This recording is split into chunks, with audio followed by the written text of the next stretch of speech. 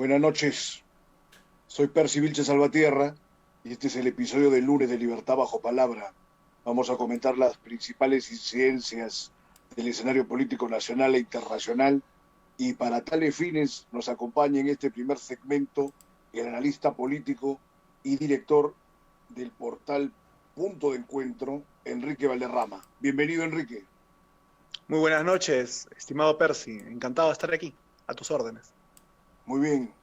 A ver, pongámonos en atención a lo que se ha dado en el curso de los últimos días respecto del presidente Vizcarra y las detenciones preliminares de todo lo que se consideraba su núcleo de confianza. ¿Qué percepción tienes respecto de esto, Enrique? No sorprende que una persona que tiene ya 46 denuncias, irregularidades muy grandes en Moquegua, tenga un entorno que básicamente es el mismo que tuvo cuando fue gobernador regional.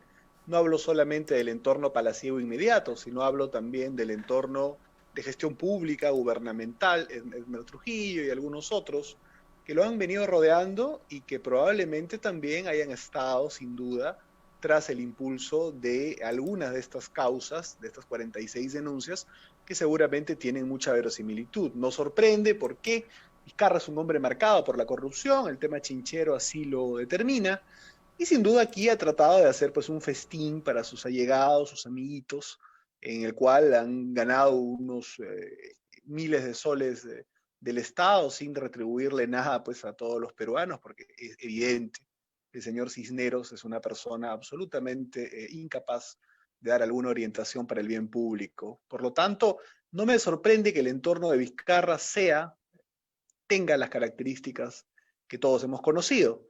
Creo que es el peor, sin duda, entorno que se le ha conocido a algún mandatario. Yo creo que ni Toledo, con sus inmensos defectos, con sus conocidos cuestionamientos y con su probada corrupción, ni siquiera Toledo haya tenido un entorno de reverdad tan lumpen como lo tiene Vizcarra, sin duda. Por lo tanto, considero que no es sorpresivo, pero sí, sin duda, da cuenta de que es un hombre que está incapacitado para ejercer la presidencia de la República, incapacitado moralmente. Lamentablemente, prácticamente no tenemos Congreso, ¿no? La incapacitación o la incapacidad moral, yo sí creo que fue manifiesta desde antes que asuma la presidencia, ¿no? El caso Chinchero y los antecedentes que tenía en Moquegua ya eran motivo suficiente para impedir que él llegase al poder. Estamos de acuerdo por ese lado. Pero aquí cabe mencionar que estas prácticas que se han hecho conocidas a través de los audios del swing o los audios de Richard Swing han sido una práctica habitual en prácticamente todos los gobiernos y hay hasta eso que conversábamos hace unos instantes del siglo XIX, como esa historia de un cañoncito, esa tradición de Ricardo Palma, ¿no? Que le ofertaban un puesto en el Estado a través prácticamente de un regalo, de un obsequio al mariscal, que pese a ello fue uno de los grandes presidentes del siglo XIX. Pero quería atender algo que no se está desarrollando en la mayoría de los medios de prensa, que inclusive han sacado las noticias de las detenciones preliminares, pero esta última entrevista que le han hecho al presidente el fin de semana, que ha sido absolutamente complaciente, condescendiente, por parte de Frecuencia Latina, ya había sido cualquier cosa, es, estas personas están siendo detenidas preliminarmente a cuenta de una eventual forma de comprometerlo al presidente o puede aventurarse la especulación de que han sido puestos en la picota digamos, a la exposición pública, más bien como para asustarles y ver de que limpien al presidente de cualquier responsabilidad. Hay varias posibilidades. ¿Qué has especulado, qué has avisorado dentro de tu marco de análisis? Es un poco la tesis que tienen algunos. Vizcarra ha preferido, según lo que piensan, detonar una pequeña bomba o una bomba cuando todavía tiene el poder del Ejecutivo y la influencia que tiene ese gobierno para poder controlar, digamos, la explosión. Esa es una manera de ver las cosas. Lo otro es que, en efecto, se haya encontrado un fiscal, una persona, operador de justicia, que actúe con relativa valentía y que busque la verdad. Dicen que hay dos colaboradores eficaces. Yo creo que ahora está relativamente acorralado Vizcarra. más allá de si lo haya querido calcular o no, ya a este punto cualquier cosa es posible y su incapacidad para señalar algún rumbo desde el punto de vista judicial también yo creo que se ha reducido, o fiscal. Por lo tanto, es una posibilidad, sí, en efecto, que él intente manipular no solamente la justicia, sino lo que quería advertir, manipular también las elecciones. Pero en el plano este de estas detenciones, sí, yo creo que hay dos posibilidades, o que en efecto haya sido un acto de valentía de parte de un sector de la fiscalía y quiere encontrar la verdad, con lo cual Vizcarra tendría inmensos problemas. Y en segundo lugar, que le haya querido pues detonar una explosión controlada para evitar que ésta termine de darse o desarmarla antes de que él deje el poder. Es probable, ambas son probables, pero ambas tienen, y esto quería llegar, un componente, y es que el presidente esté en aprietos, sin duda, sin duda. Y por más que podamos opinar de las características de la entrevista que tuvo en Frecuencia Latina, creo que su falta de argumentos, su falta de consistencia conceptual, es algo que el país ha visto, creo yo, y se empieza a dar cuenta. Yo puse algo en las redes sociales que parecía una reflexión un poco agresiva, pero creo que es verdad, ¿no? Yo no he visto, Coméntanos.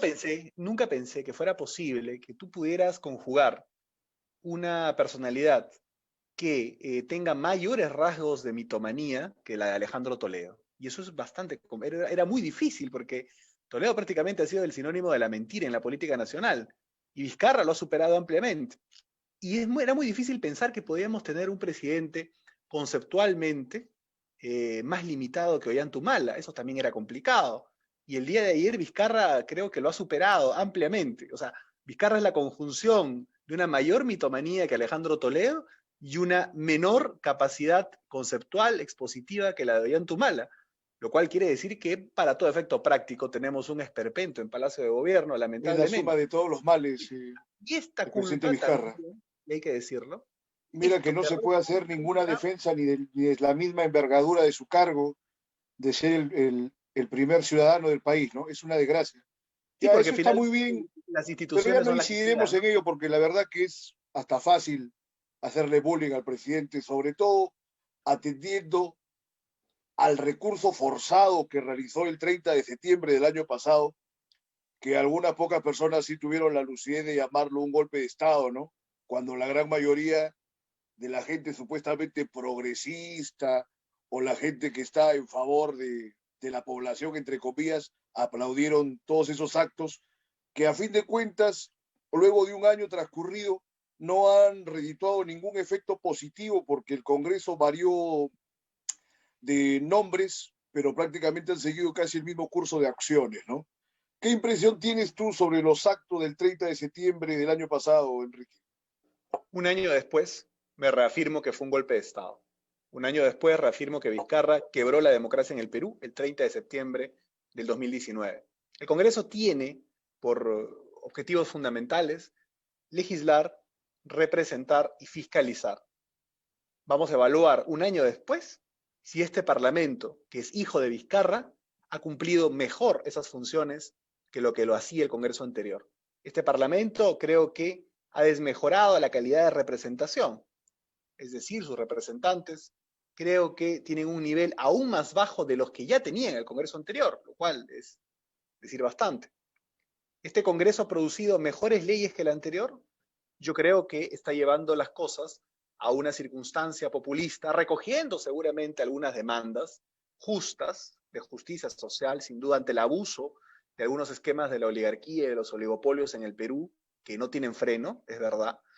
Pero la respuesta que da el Parlamento es una respuesta orientada a la destrucción, prácticamente, de los principios económicos, lo cual es inaudito y no se debe permitir, sin duda.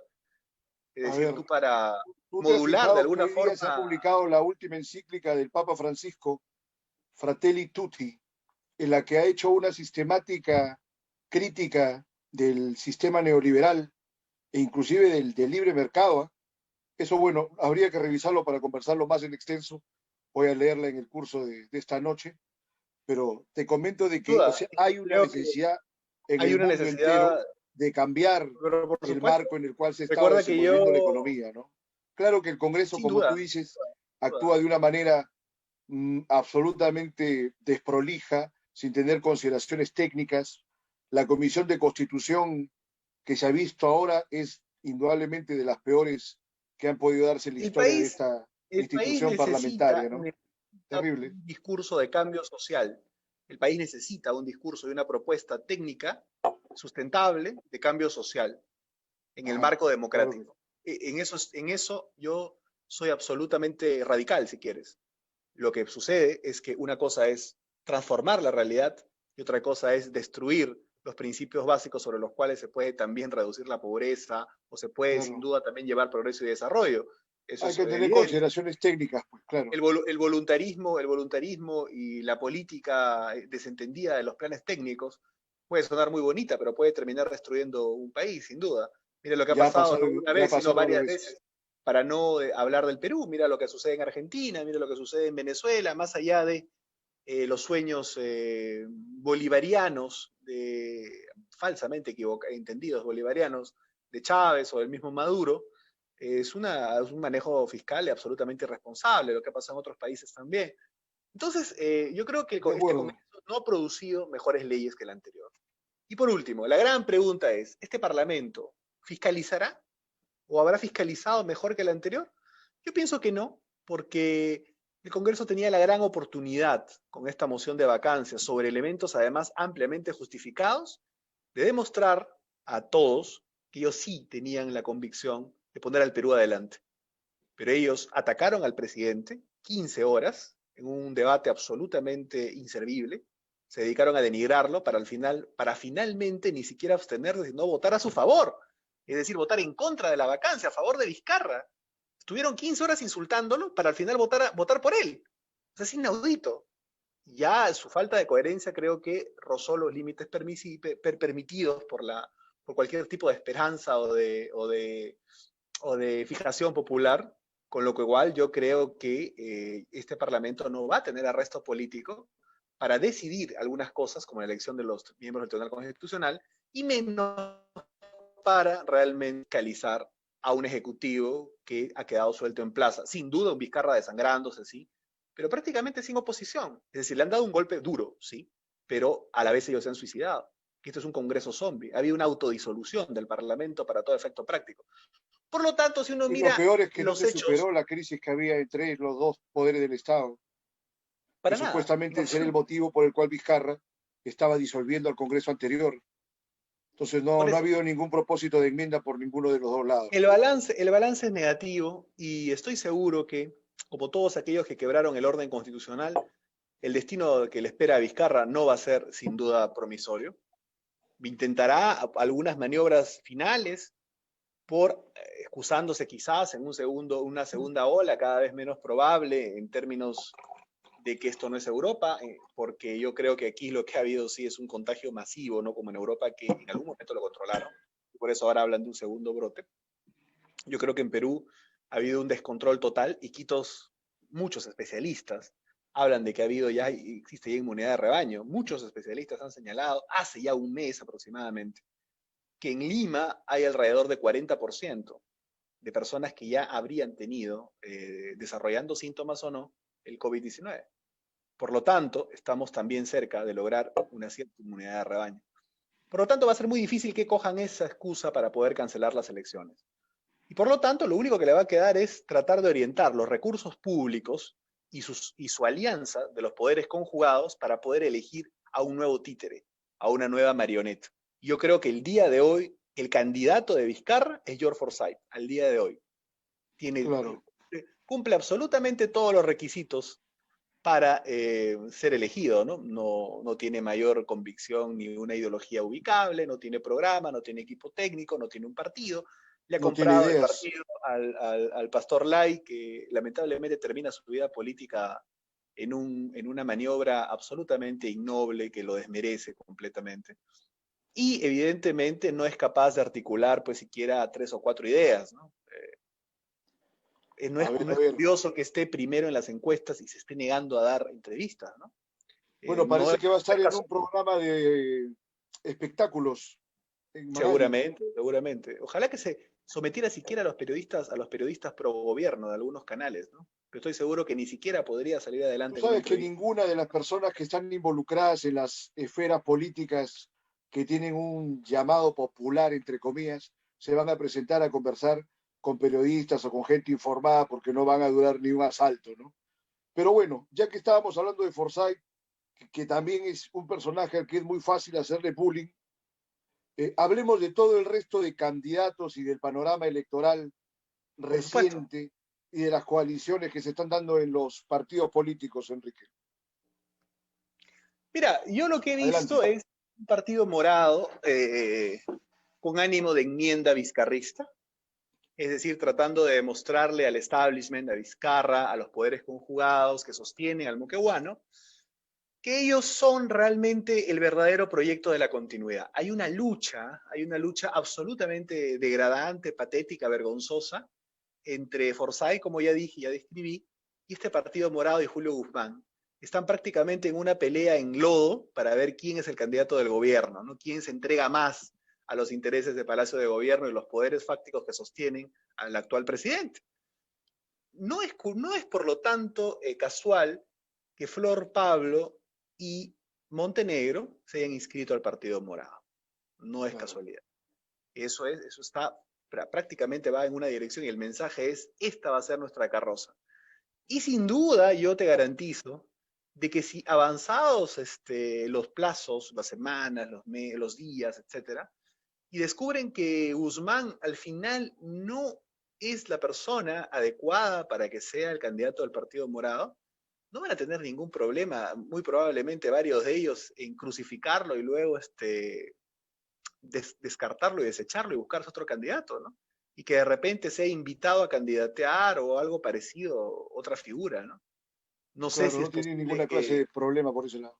así es, pero está peleando sin duda. Por lo tanto, el jale de Montenegro, de Susel Paredes, y prácticamente concentrar un poco todo el apoyo en sociedad civil, en operadores políticos que ha tenido Vizcarra. Y acá quiero ser enérgico con una cosa, no son A ver, jales, eso es transfugismo. O sea, hay que ser claros. Acá hay un mercado aparentemente persa de pases de políticos como si fuera esto clubes de fútbol. Esto es política. Se supone que aquí tiene que haber ideas, tiene que haber programas, tiene que lo haber del convicción, mercado persa ha sido una cortesía de tu parte. tiene que Es haber, una buena, es una frase muy complaciente. sí, Podría pues sí, ser, mejor dicho, una suerte de cachina, ¿no? Más en peruano, pero una así frase es. elegante. Te felicito por esa frase. Pareciera, Te está volviendo muy pareciera, diplomático. pareciera claro, pareciera pues no sé, una cantina pirata, ¿no? Una cosa así, ¿no? Donde más bien se trafica todo tipo de Claro, artefactos. muy, Pero yo creo que por ese lado hay muy pocas probabilidades de que el Partido Morado con esa estrategia logre cuajar si el candidato es Guzmán, si sigue siendo Guzmán. Guzmán es un hombre que popularmente ya se encuentra, yo me parece descartado, me parece descartado. Yo no voy a entrar a juzgar aspectos de la vida personal, creo que no lo debería hacer nadie ni con sus adversarios.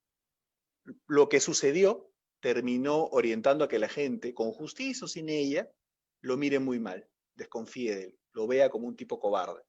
Y eso creo que es una impresión muy difícil de borrar, complicadísimo. Yo diría que tratando de huir del fuego, no se daba cuenta el mismo Guzmán que al ser grabado, él mismo se estaba incendiando políticamente. Le hubiera claro, convenido más una bien paradoja. Ya, quedarse, veamos. quedarse cerca Ya de la el llama. partido morado, digamos, ya está clara No, cuál sí, es su situación. siguiendo eso, yo creo que Otros partidos. otro aspirante al favor presidencial, sin duda va a ser Daniel Salaverry, que es un traidor compulsivo, sistemático. Probablemente debe gozar de algún tipo de placer en entrar en un lugar y otro. Mira, Ah, pero a él empezó, sí le empiezas a empezó, buscar el recuteco. empezó, empezó en el APRA, mira, Claro. luego se fue luego fundó su movimiento, no logró inscribirse en el marco de algunos otros pocos tránsfugas apristas de la libertad, luego se fue con Keiko, traicionó abiertamente a Keiko, o sea, no solamente digamos, implícitamente, tácitamente, con delicadeza, digamos, igual sería una cosa muy negativa, ¿no? Claro, cuando estuvo en la Pero presidencia del yo Congreso voy fue absolutamente adverso, ¿no? A a lo ellos. burdo, a lo burdo, a la burda traición de Salaverry desde la presidencia del Congreso. Y bueno, evidentemente Keiko pues es una política que no tiene idea de lo que hace finalmente, ¿no? Pero te digo, Salaverry traicionó ahí y luego trató de irse con Vamos Perú, hizo una convención con Vamos Perú y ahora aparece con Somos Perú. Que dicho sea de paso, han sacado un comunicado rechazando su candidatura. Creo que es otro aspirante al favor presidencial, por si acaso se caiga Guzmán, por si acaso seguramente no prenda o algún escándalo termine también un poco chamuscado Forsyth, puede ser Salaverry un gallo de tapada, digamos, si es que prende, ¿no? En el supuesto de que prenda. Dice que prende, se Otro, asegura unos cuantos congresistas para hacer algunas cosas los próximos 5 años, seguramente, como ya es costumbre. yo no lo veo a él un hombre ético para nada, ¿no? Lamentablemente. Bueno, qué bueno que lo digas. A ver, pasando a la Dime, izquierda, ¿cuál es tu percepción de la izquierda en este momento? es muy interesante eso, porque creo que Verónica Mendoza se va a equivocar en esta elección muchísimo. ¿Por qué? Porque A yo ver, siento que ella ha renunciado a la posibilidad de ubicarse en el centro izquierda de la elección y está entrando directamente a tratar de encarnar una alternativa de izquierda populista. Seguramente le han recomendado eso en el foro de perdón, en el grupo de Puebla, en los foros de coordinación donde están con algunos representantes de la izquierda marxista internacional en el continente y también con algunos elementos de las FARC colombianas, hay que decirlo también, además de Petro. Pero yo creo que se va a equivocar porque va a optar por la radicalización programática de su propuesta electoral, lo cual en principio alguno me podría decir, pero el momento que vivimos sería un momento pues populista, meritorio. donde hay que sin duda mostrarse radical. Me parece que sí, es verdad. Pero ella no ve que lo que probablemente ocurra es que una alternativa populista radical llegue a segunda vuelta. El problema es que la población no la va a ver a ella en ese papel. Porque si tú la colocas a Verónica Mendoza y colocas al lado lo que pueda hacer los antauristas, por ejemplo, en el sur del Perú, ¿tú crees a quién le van a creer? ¿Le van a creer a ella o le van a creer a la gente de Antauro? Su radicalismo.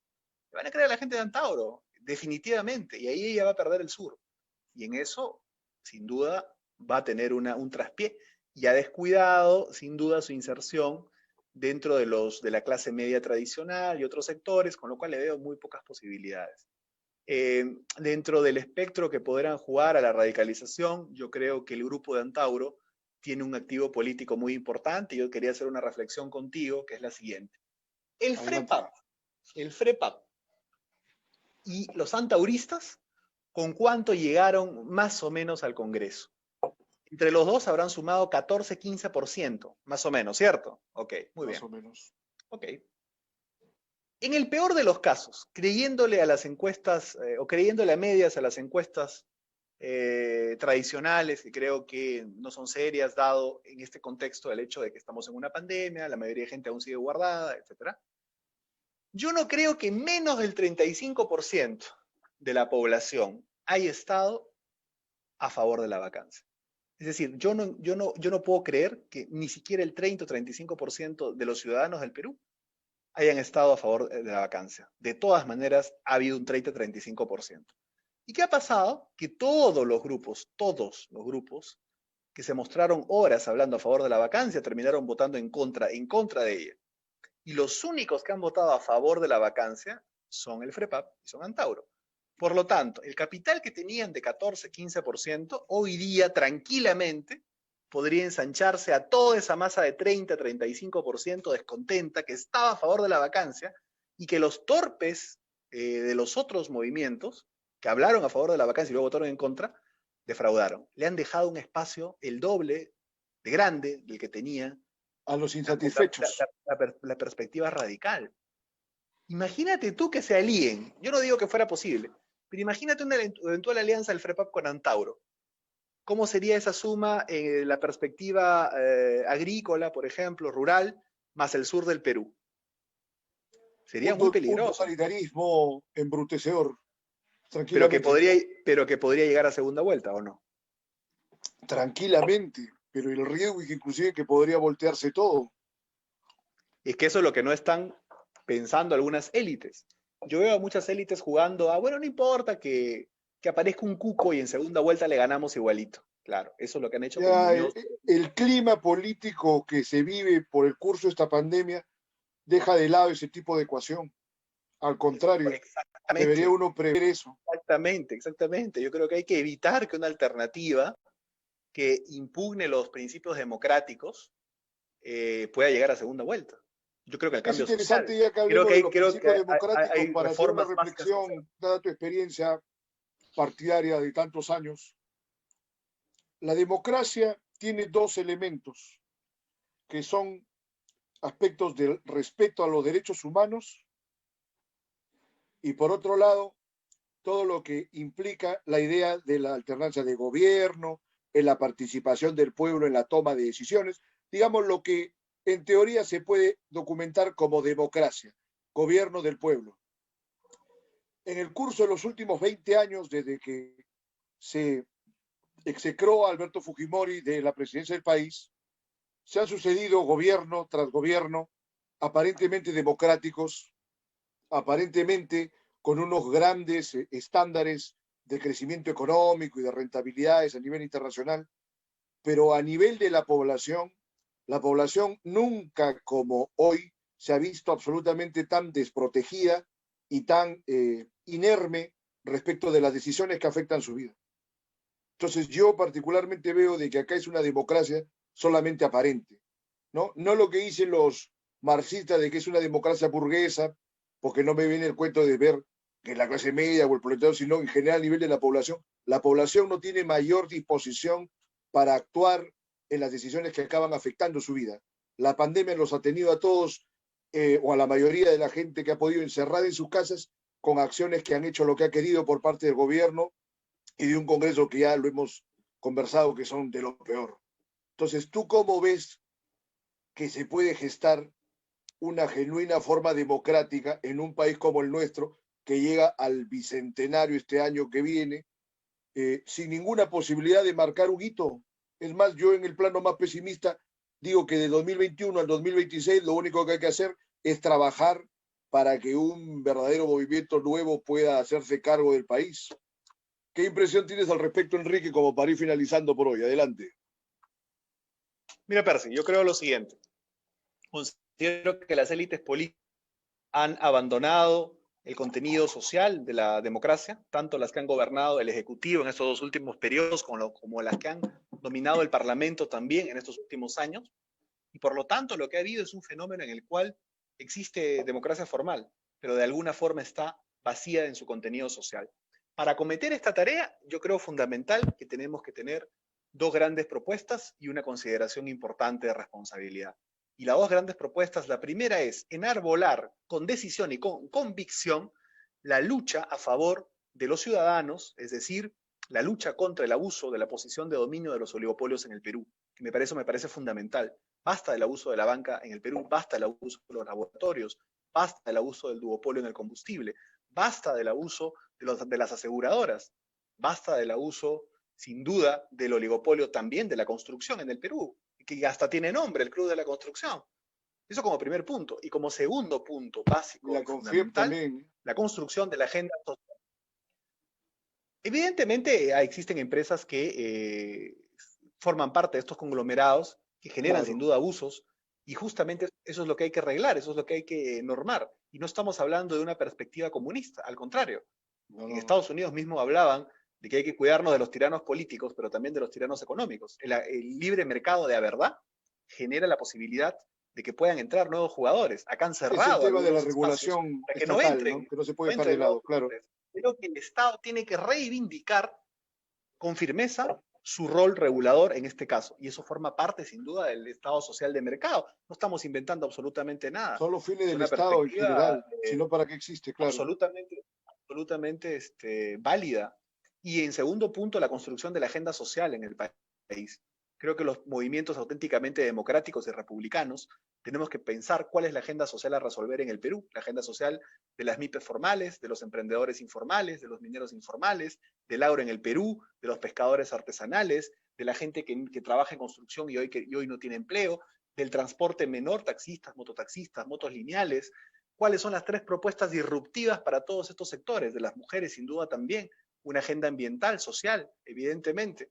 Esta agenda social más la lucha contra los oligopolios, estoy convencido que aportaría en la finalidad y en el objetivo de devolverle el contenido social a una democracia auténticamente republicana, popular y sin duda orientada a las mayorías nacionales.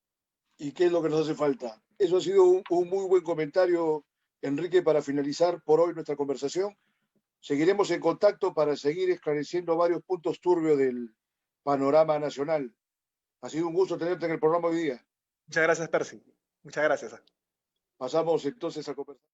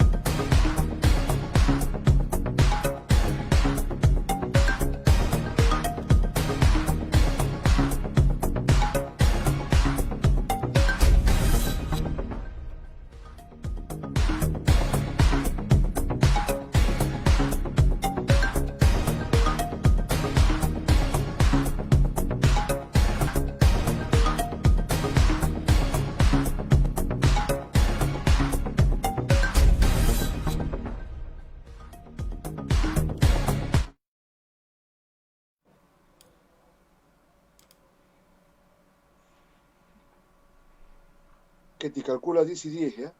Vamos. Ya. Para ir cerrando todo en ese lapso.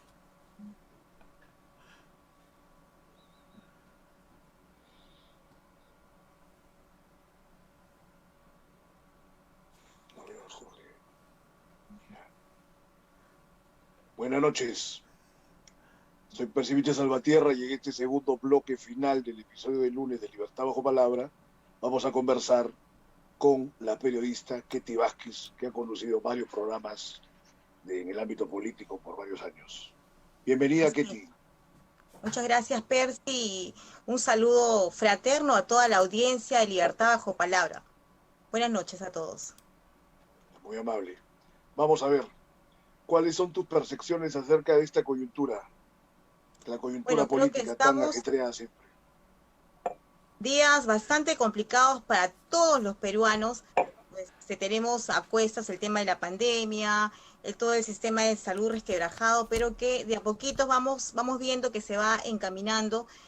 No obstante, estos días pues han sido terribles por la desestabilización que se ha generado nuevamente y que puso en pugna, digamos, dos poderes del Estado, el legislativo y el Congreso, el legislativo y el poder ejecutivo. Y nada más y nada menos que con una reputación venida menos del presidente de la República, y con este caso Swing, pues que ha dado que hablar y que, por cierto, iba a provocar la caída del presidente.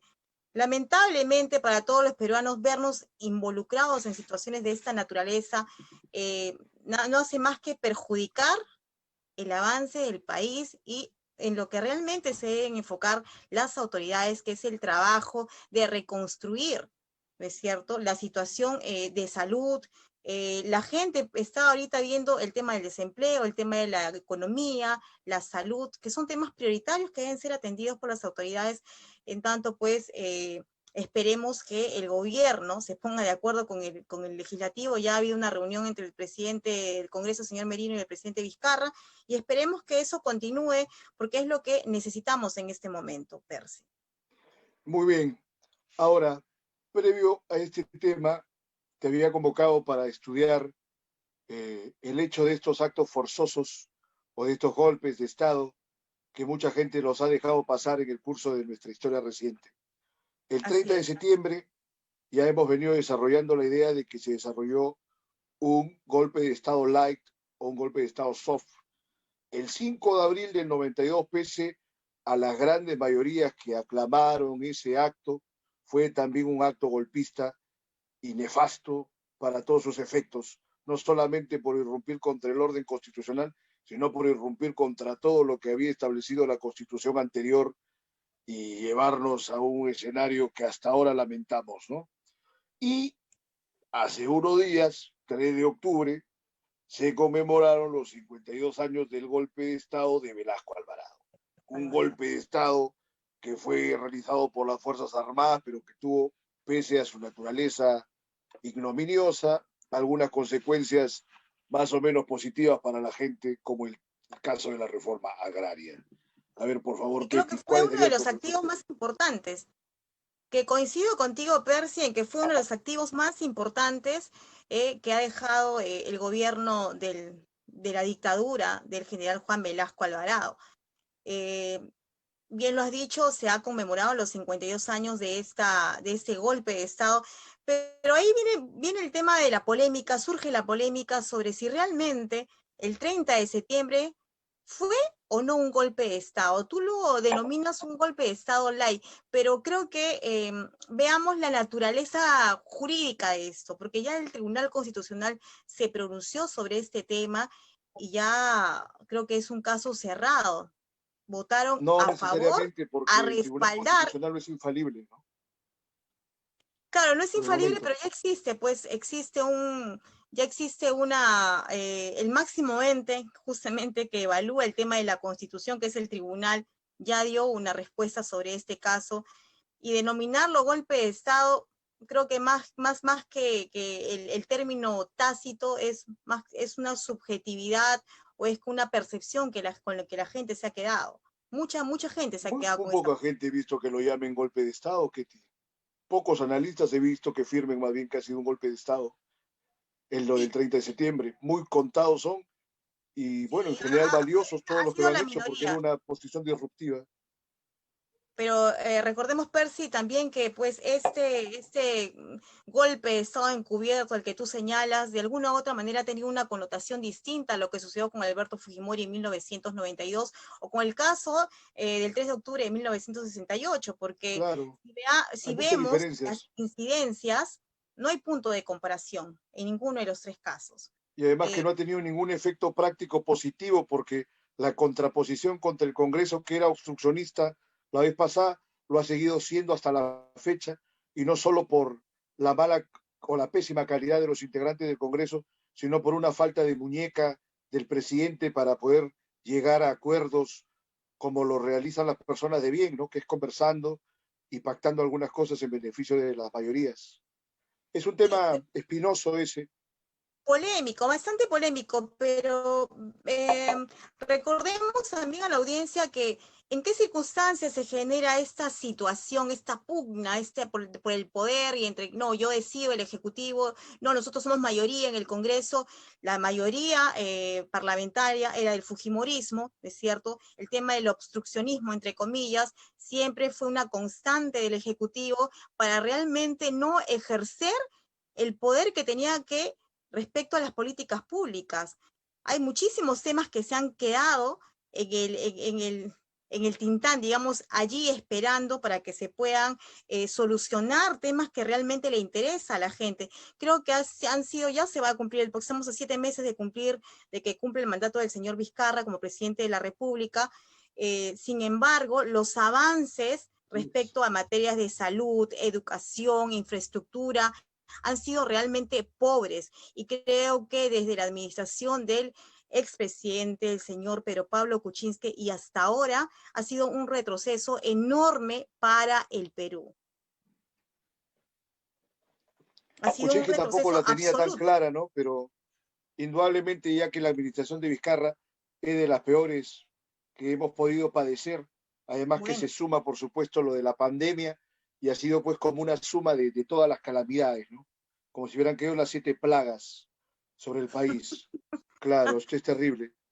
Ahora, efectivamente, hemos tenido vacancia, un pedido de vacancia al año y medio, 2 años del mandato del señor Pedro Pablo Kuczynski. Posteriormente, pues ha venido la pandemia, otro pedido de vacancia. Realmente han sido terremotos políticos durante menos de 5 años, cosa inusual que no habíamos ha visto habido antes. es una buena figura la de ver, es como una condensación de actividades que no se ven así nomás todos los días. Ha sido una cosa muy intensa lo de estos últimos años. Uno Así tiene es. para escribir, yo he escrito más de 2000 páginas en estos últimos años solamente de asuntos políticos. Pero mira, vamos a ver, el escenario electoral, ¿cómo ves este panorama electoral? Yo particularmente me parece todo un desastre, ¿no? ¿Qué puedes rescatar tú de este escenario? Bueno, creo que la oferta política sigue siendo la misma. Tenemos pues a presidentes de partidos políticos muy cuestionados por hechos de corrupción. Tenemos a líderes, entre comillas, políticos que durante el inicio de pandemia nunca estuvieron. Nunca estuvieron. Caso de la señora Keiko Fujimori, caso del señor Julio Guzmán, caso del señor Barrenechea, o sea, nadie se pronunció respecto a de qué manera podrían ellos, entre comillas, asumiendo liderazgos políticos, poder sumarse, ¿es cierto?, con ideas o con voluntad política, que es una cuestión tácita que debe tener un liderazgo político. Alguien que aspira a ser presidente de la República tiene que estar en los momentos donde donde están las papas calientes. Vino el tema de la Claro. pandemia y simplemente liderazgos políticos el Perú no los tuvo. Ahora que se avecina una elección electoral, una elección nacional, recién empiezan a aparecer por allí y dicen, yo soy líder político de un partido, aquí estoy, soy el señor Julio Guzmán, salen en las entrevistas televisivas, en entrevistas radiales, pero eso no es suficiente para decir que alguien es un líder político. Los Qué líderes bien que lo políticos digas. tienen que Es un estar. buen punto ese. Evaluar en la biografía de todo aquel que se diga un líder político o un candidato serio, participación pública en todos los temas que han sido importantes en Sobre el la curso de los costa, últimos así años. es. Si no, se demuestra que es un advenedizo. Muy buen criterio, Ketty. Muy buena. Así es, Adelante, por porque favor, si no, sigue.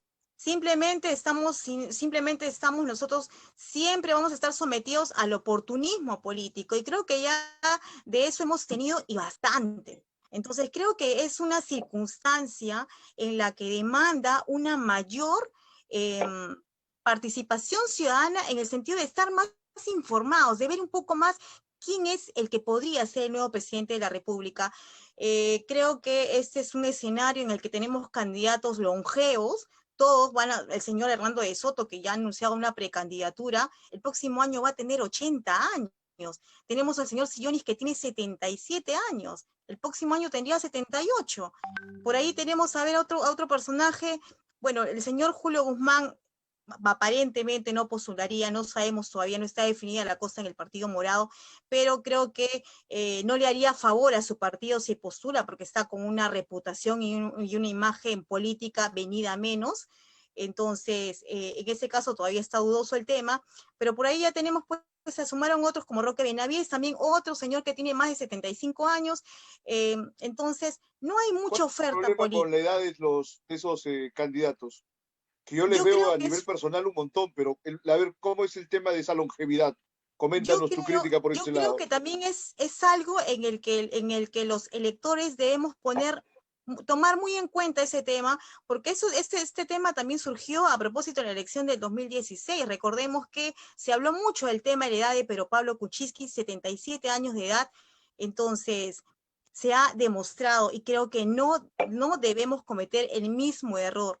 a los hechos tenemos que basarnos. Y como te decía y reitero, creo que estos 5 años han sido gobierno de retroceso para el país, desastroso durante la administración del señor Pedro Pablo Kuczynski, que no le hizo ningún favor al Perú en ninguna cuestión de gestión pública, de políticas públicas para beneficio de la gente, para el ciudadano de a pie.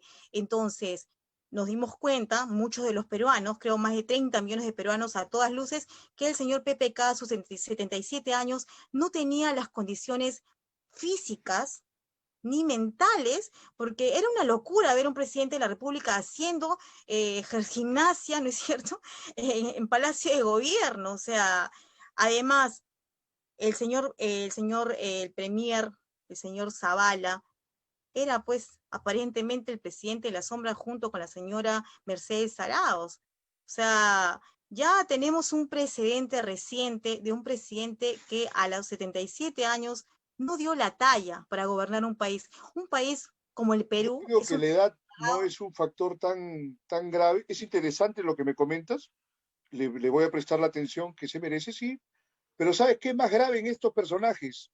Lo que Ujú. estábamos hablando hace momentos, tantos años de vida pública, entre comillas, donde en los momentos palpitantes de la historia reciente ellos se han manifestado, se han pronunciado, cuando han orientado a la gente, no han tenido nunca ningún criterio para orientar a nadie, excepto a sí mismo y a sus propios intereses. La política también es este Aportes, arte y esta profesión aportes. de dar orientación, de administrar y de guiar.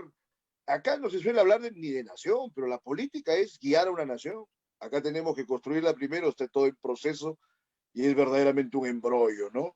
Pero fíjate tú lo que está pasando en los Estados Unidos con el último, bueno, el primer debate presidencial que se ha dado entre Trump y Biden.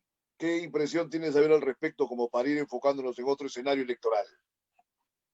Bueno, creo que También son dos lo que personas de más una ha edad llamado la avanzada. atención, bueno, ambos casos son candidatos longevos, en ambos casos.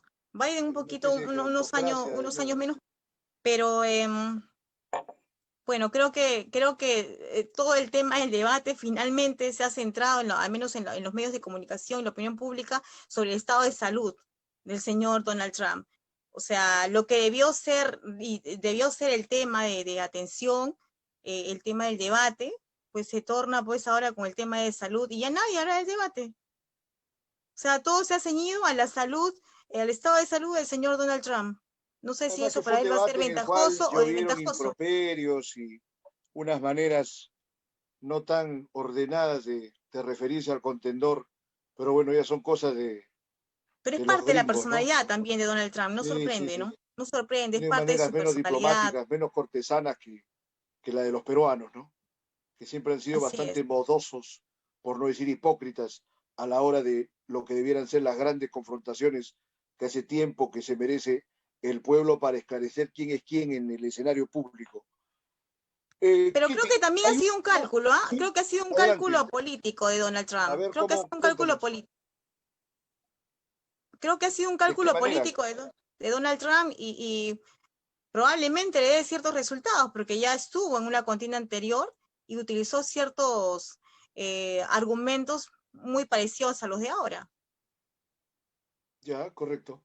Bien, Ketty, para finalizar, ¿cómo ves el tema del conflicto entre Armenia y Azerbaiyán en esta época que la gente dije que ya no van a haber guerras, todos están en la onda de que no, se está demostrando de que la potencia bélica resulta, en cuanto hay un interés en contraparte, inclusive temas fronterizos, porque acá en Perú, por el tema del agua, por el tema del Amazonas, se ve hace mucho tiempo que las guerras pueden ser por el lado del este, ¿no? Entonces, no estamos libres de guerras. ¿Cómo ves el tema de Azerbaiyán y Armenia para acabar, Kitty? Bueno, me parece un hecho condenable a todas luces en medio de una situación pues de pandemia mundial, y con otras necesidades que atender, ¿no? Volvemos al punto, Percy, que los intereses políticos, personales o intereses económicos se sobreponen a los intereses de la sociedad.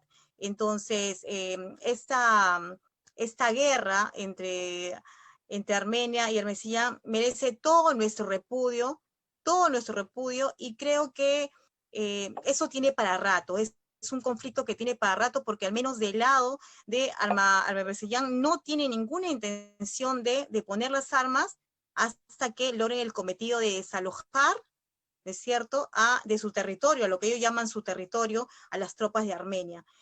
Hay muchos intereses, ahí está pues Turquía apoyando a Azerbaiyán, entonces creo que eso tiene para rato.